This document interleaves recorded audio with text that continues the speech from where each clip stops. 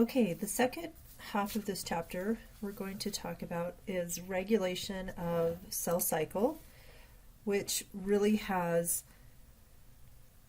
a lot to do with protein expression and regulation of protein concentrations. So this image shows the basic cell cycle, starting with G1, where the cell is growing, S phase, where DNA synthesis is happening, G2, where the cell grows some more, and then M phase, which is mitosis and cytokinesis. And the three red blocks shown are the three big checkpoints where the cell actually pauses and goes through and makes sure there's plenty of nutrients, the cell size has enlarged, checking for DNA damage before it allows the cell to go to the next phase of the cell cycle. So we're going to talk about some of the ways this is controlled or regulated at the molecular or the protein level. The biggest players are cyclins and cyclin-dependent kinases, CDKs.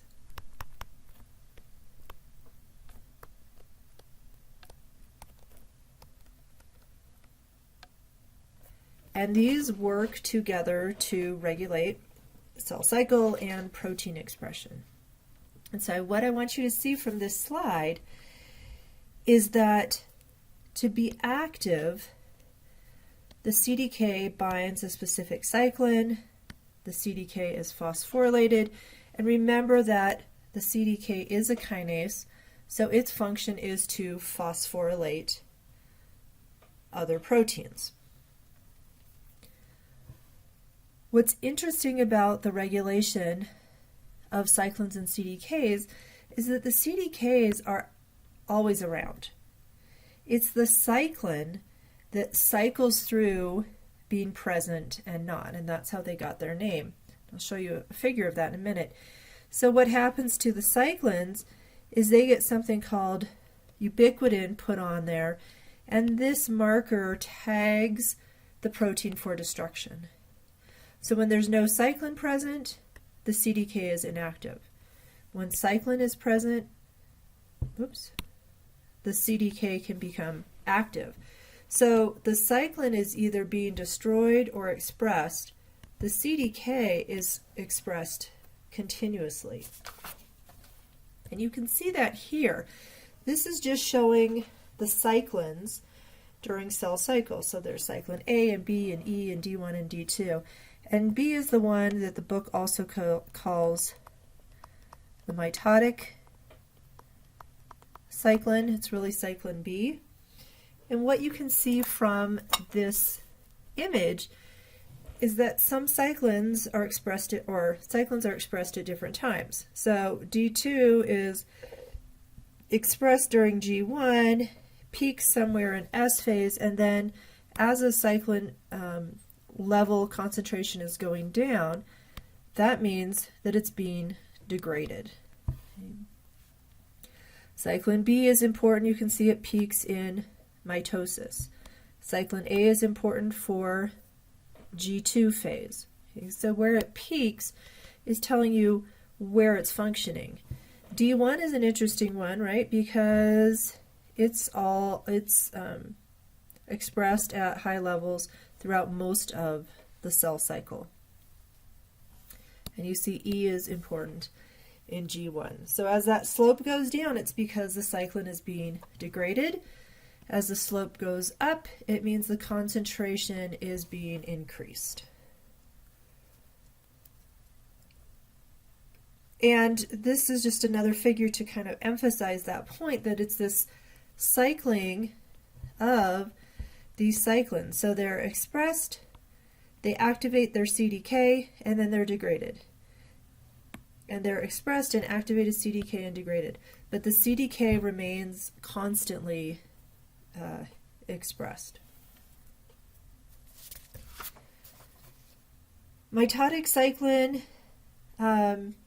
is one that they focus on in the book. It's very well studied. And this MPF, mitosis promoting factor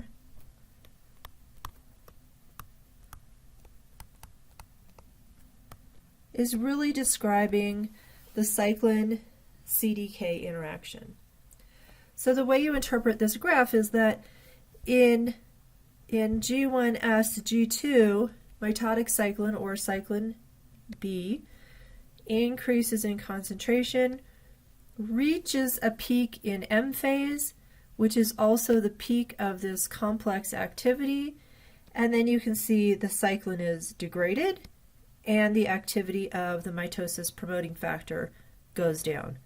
And then cyclin is made again. And so you can nicely see how this cyclin cycles throughout the cell cycle, repeating its expression, peaks and decrease, peaks and decrease.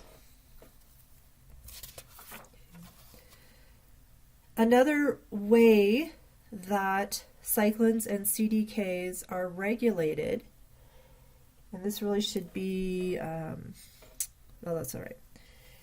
What I want you to focus here is the CDK regulation, right? So you have your mitotic cyclin, cyclin B expressed. You've got your CDK. These come together. But what's really interesting is you actually have to have two phosphorylations that actually inhibit the cyclin CDK complex, and then you get an activating kinase that puts the phosphate on here, and then to make it active you got to get rid of these two phosphates.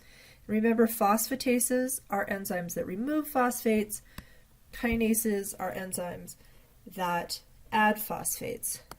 So your final mitotic CDK cyclin complex is active with one specific phosphorylation. But there are kinases that phosphorylate that CDK and actually inhibit. So phosphorylation can be inhibiting or it can be activating depending on the site in the protein that is phosphorylated. So it's a complicated regulation, and one of the things I just want you to appreciate is that this level of complexity allows us to tightly regulate such an important thing like cell cycle. All right, anaphase promoting complex. So we're actually going to kind of work backwards through cell cycle. I went back and forth trying to figure out what's the best way to present this, but we're just going to kind of go with the order of the book. Anaphase promoting complex, right, this thing in yellow here, is a ubiquitin ligase, which is explained right here. So I showed you back here that when the cyclin gets ubiquitin or ubiquitinated, sorry, can't say it, it's targeted for destruction. So that's one of the things that anaphase promoting complex does, is it targets the mitotic cyclin for destruction. And when you destroy the cyclin, the CDK is no longer active.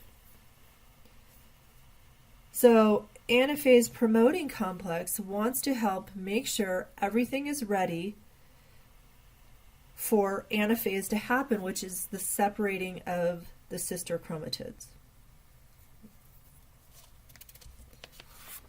The way anaphase promoting complex works is, one,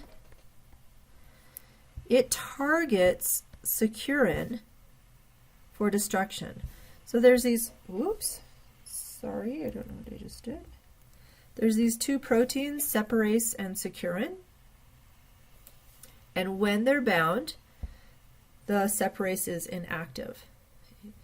When anaphase promoting complex puts ubiquitin on here and securin is degraded, separase comes.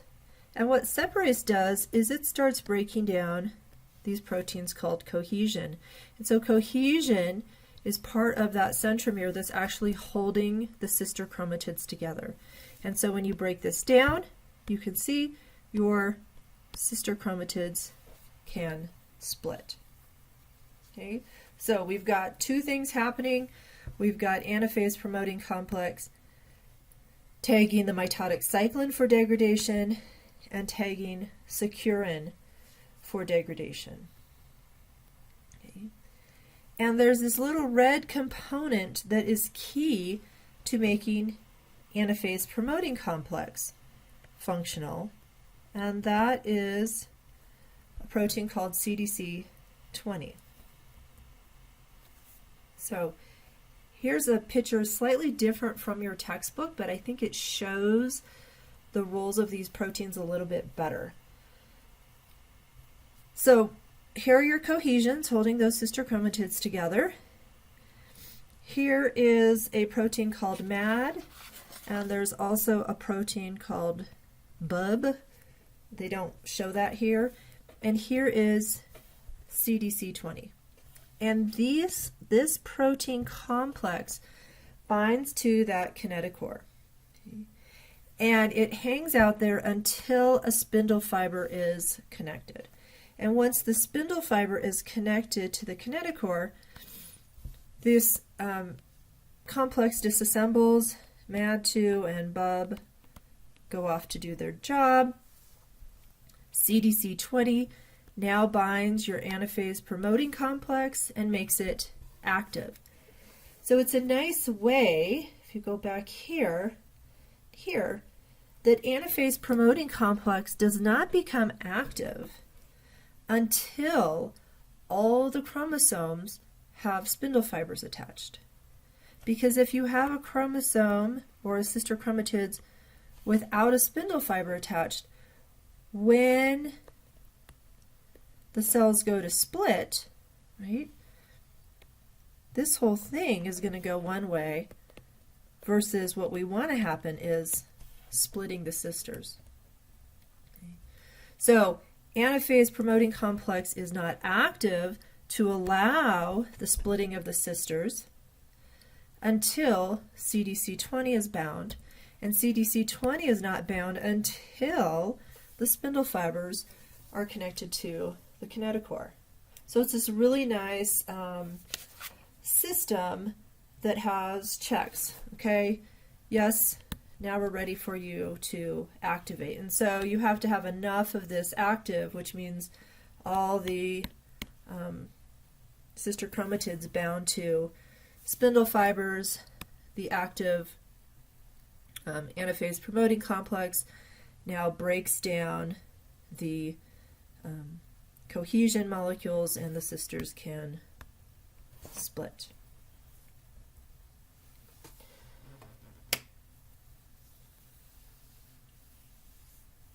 Something else that is happening, so again we're working backwards, so now we've talked about some controls here in M phase, now we're going backwards to S phase. One thing we want to make sure in our eukaryotic cells is that the DNA is replicated only once until mitosis happens. Okay? So we don't want our chromosomes going to this and having too many of everything, right? We want to keep them as nice sister chromatids with our homologous pairs. So in G1, while the cell is growing, proteins are put on, oh, what happened to that replication? To a place on the DNA called the ORI, which stands for origin of replication. The ORI is a site where helicase can open up the double strand of DNA, and DNA polymerase can come in and start copying the DNA. And so you only want this to happen once. So in G1 phase, these proteins are loaded onto the origin. In S phase, they're doing their job. And what also happens in S phase is that these proteins can be phosphorylated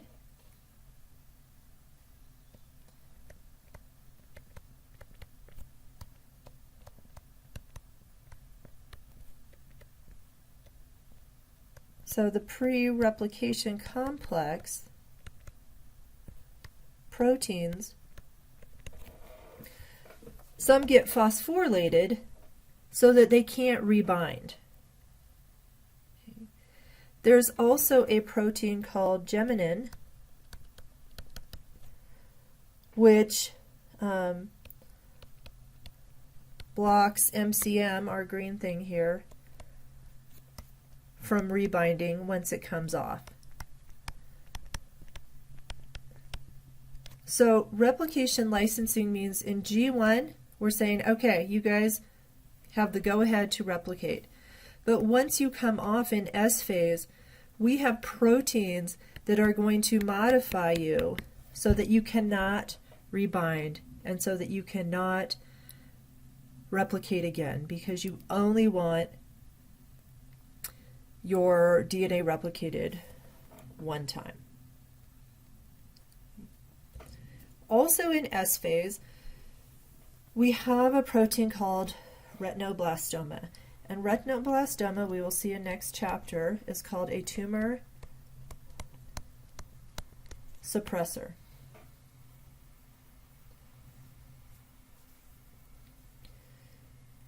Tumor suppressor for cancer is a protein that helps control cell cycle so that it doesn't go out of control. And so how RB is important is that during G1 phase, right here, RB will be phosphorylated.